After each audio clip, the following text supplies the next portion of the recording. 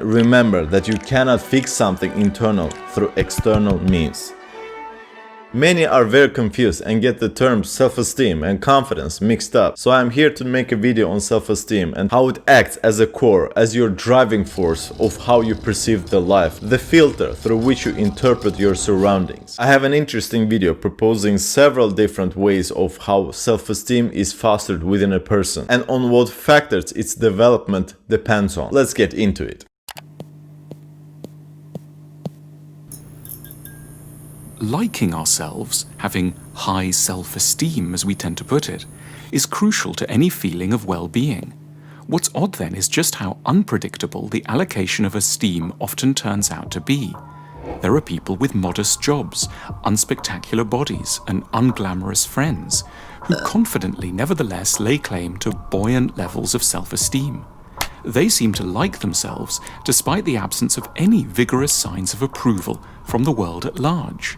Misconception number 1, thinking that self-esteem is like confidence will be dependent on looks, your status, your surroundings, your position in society. But the fact of the matter is that self-esteem is internal narrative that you tell yourself, or more precisely feel within, that affects your decisions in life, ranging in between fear and love. If you have low self-esteem, you will be leaning more towards fear most of the time when you have to decide something very important for your life. If you have high self-esteem, you will be doing things out of love, which can be simplified into cowardice and courageousness. When your self-esteem is healthy and functioning well, you won't be driven by self-hating thoughts, and most of the things that you will put your mind into, you will be making attempts for. And then there are others for whom no amount of achievement, prestige, and financial security ever seems to do the trick. They anxiously chastise and critique themselves, always feeling that they've underperformed, never quite trusting that they really deserve to exist. This is a common thing that you can see in higher academia. Actually, a lot of students who have performance anxieties, and they feel that they are not worth anything unless they prove themselves by presenting a lot of good results. And even then, it doesn't fill their void. Because, as we know, you cannot fix the internal problems with external means. Having sound levels of self-esteem ultimately appears to have precious little to do with hitting any verifiable benchmarks. It seems connected up with a stranger, more internal, more subjective kind of logic, with factors immune to standard notions of achievement. 3 factors stand out in particular.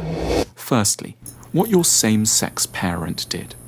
So unfortunately, most of our self-esteem is developed in childhood, and we don't have any control of it because the first years on this earth we don't have any abstract thinking, and we cannot reason the bad behavior from our parents, eventual bad behavior that can potentially damage our self-esteem without even knowing it. And in that sense, as Alan says, we tend to copy the same-sex parent, which projects into our future relationships with other people. How your dad treats your mom will be exactly the same way as you treat your girlfriend or other female partners. If your father had been very strong, assertive, authoritative figure in your life, then you will copy him and get the same kind of respect in future relationships. But if your father had been very docile, submissive, and weak, you will be stepped on by females in future.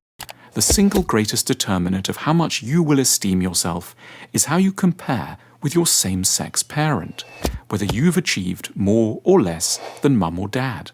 Rather brutally, it seems that comfortable levels of self-esteem are only available to those who've managed to outpace their same-sex parent. Those from a poor background have a big, unwitting advantage here. You might only be driving a beaten-up old taxi around Manhattan and living in one room in Harlem. But if your same-sex parent was a subsistence farmer from eastern Burkina Faso, you will at times feel princely nevertheless. This is the nature of evolution. Always keep bettering yourself, and that means your lineage improving and getting better results throughout the time. I've got to think about this. I've got a small loan of $1 million from my father. You know, I started off in Brooklyn. My father gave me a small loan of $1 million. I came into Manhattan and I had to pay him back, and I had to pay him back with interest. As funny as it sounds, he made it better. He multiplied it by thousands and thousands. Exceeding the success of the same-sex parent is a way of measurement on how you are doing in life, because progression has to have a direction. It cannot be chaotic. Otherwise, there's no way to tell whether you're doing good or bad. And as human beings, we have to have some kind of a meaning in this life. And progression is a good measurement stick to tap into that need. Similarly, yet more darkly, you might have grown up in ostensibly privileged circumstances, but if your same-sex parent made a few $100 million and you're only managing to pull in a middle-class salary, you're liable never quite to shake off a haunting feeling that you're a disgrace. Secondly, what your peer group is up to. I haven't met anyone in similar predicament, but I have seen a couple of Hollywood videos where fathers being disapproving towards their sons because instead of driving their family businesses, they do something silly, more artistic that doesn't pay as much. One of those is portrayed in this chick flick called Proposal. The fact that fathers push their sons into out succeeding them tells me that is something genetic, something evolutionary that is cultivated within us to make sure that our lineage, our DNA will improve for each and every iteration. We don't feel inadequate in relation to everyone who has more than us, only those who we've come to see as belonging to another crucial determinant of self-esteem, our peer group. By this we mean the people who were educated with us, who are around our age, and who live in our part of the world. These people matter infinitely more to our sense of well-being than the population at large. Someone said Instagram. This is exactly why many people feel very bad and anxious and depressive, because they're comparing themselves not just to their local peers, but the global world, which makes the pressure even heavier, and the competition pool becomes so vastly huge. You don't know where to start, you become confused. And instead of doing something with your life, you do nothing. You give up, you feel bad about yourself, and this defeatist mindset corrodes you within, which is exactly why you should put down your phone, log off all social media, and try to work on your own dreams instead of living into the fantasies of others. Your life won't be like theirs, but your life can be exquisite in its own way, working with the hand you are dealt. It's a piece of extreme bad luck, and a matter for particular commiseration and assistance, if ever our peer group produces someone who starts a billion-dollar company or, God forbid, ends up running the country. Every time someone we went to school with does better than us, a small part of us will die. We should therefore take immense care to attend very ordinary schools, and after graduation to throw all invitations to reunions straight in the trash. This is so relatable. I mean, people are losing their minds because their school comrades are much more successful than they ever would be. You don't even have to start a company or become a CEO or become a president or a politician. It just suffices to not look fat at 30 years old and you're good to go. Because most of the people, if you look down in the history of your Facebook feed, you will see how glamorous and young and vibrant they were for 10 years ago when they were in high school. But now, as time passes, you realize that it doesn't have any mercy. Basically, mediocrity takes up the 90% of the cake, whereas success is a very rare occurrence.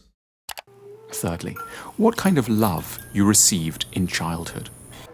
A lot depends on what kind of affection we were the recipients of in childhood. In particular, how many conditions our love came attached with. Some of us had parents who only knew how to give out the conditional kind of love. It was all about the grades and the school reports. We therefore grew up, of course, to be high achievers. But it's not so easy running around your whole life long, desperate to put out the raging fires of self-hatred, striving to impress everyone you meet in search of an unsatisfied desire for a parental approval you never knew. It was very customary in our family to push the children towards being very good in school and having good grades and performing and doing some math and physics competitions in order to showcase how para-aristocratic we were. But truth be told, I was a very rebellious kid. I was doing very good up until 8th grade. And then I realized that everything is a bullshit and I gave up on studying. So my grades plummeted until I realized that I have to do something about my life. Then I pulled myself by the bootstraps and decided to get an education. I've encountered a lot of high achieving, anxious kids, students without any vision. They were just doers. They are good at obeying, creating results. But those kind of people are very soulless and end up having mental problems. But others, the blessed ones who've known unconditional love from the start, will be okay just to be. They won't have to do quite so much pushing. They'll have an inner basic buoyancy guaranteed by the knowledge that they once mattered immeasurably. A big reversal like being fired will be unpleasant. It won't necessarily have to be a tragedy. Knowing about the odd internal origins of self-esteem is crucial because of how often we pursue goals in the belief that success will, at last, give us the keys to feeling good about ourselves. Success should never be about getting the attention, getting the recognition of your peers, your community, other people in your family, trying to prove that you are good, that you are worthy of something in this life. Success should be driven by your inner curiosity of creating, of projecting your deep desires and fantasies into the world, creating value and making sure that other people will have it much better thanks to your contributions. But more often than not, we do things out of fear of not fitting in, and performing, becoming a high achiever becomes a soul scream, begging to be the part of the community. It seems the truth is slightly darker. You might ostensibly be doing very well at work, but if your dad was a big shot, or your school buddy became president, or your parents didn't tank you up with the right unconditional sort of love, no amount of striving, goal scoring, and medal winning is ever really gonna do it. You know what I think about when I discuss self-esteem? I think about those batteries that your cameras have that drive date and time. Whenever they become expired, your camera will always ask for a new setup, and that battery to me is a self-esteem. Every time you encounter a slight adversity in life, you will be knocked off your feet because you lack that inner core, that battery that drives your self-worth. You will lose your mind and it will take a lot of time to get your pieces together. So in order to prevent that, you have to make sure to build up a very healthy self-esteem. This changes where we should imagine our challenges lie. Feeling good about ourselves isn't ultimately something we can bring about through professional or economic achievements alone. In huge part, it's going to be about coming to terms with ourselves, the result of understanding our past and the dynamics of shame, conditionality, and humiliation that might lie there. It turns out that high self-esteem seems largely to be a prize of psychology rather than the fruit of anything we might achieve out in the world in relation to the economy.